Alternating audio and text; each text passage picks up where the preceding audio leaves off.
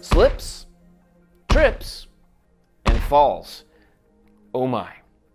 Slip, trips, and falls are a huge issue for us humans, and there are so many reasons for us to focus on preventing them from happening. But I'm just going to give you 3. First, 95 million. That's how many work days are lost every single year due to slips, trips, and falls. 95 million. So to put that into perspective, consider Michelangelo's Sistine Chapel. It took him 4 years to complete the entire project back in 1477.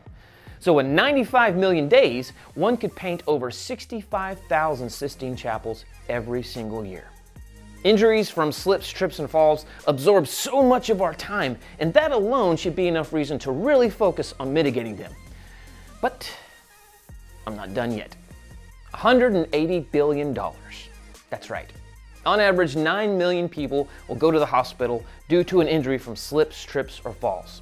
And it costs an average of $20,000 for each injury.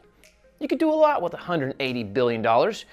You could take your family on 3,461 space vacations. You could own 2,400 islands in the Bahamas. You could buy the Houston Astros 96 times.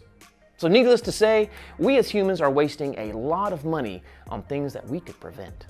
And the final reason to focus on preventing slips, trips, and falls, because they hurt, right? I mean, nobody wants to be in pain.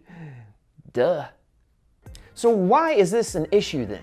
Why are we allowing these injuries to happen? Well, here are some big tips to reduce the likelihood of slips, trips, and falls in your home and workplace. Good housekeeping. Let's get real. Most of us walk around on the ground. If we allow things like loose cables or wires, tools, toys, and other obstacles to remain on the ground where we travel, we are putting ourselves and others at risk. Proper footwear. Footwear choices are important when it comes to preventing incidents like slip, trips, and falls.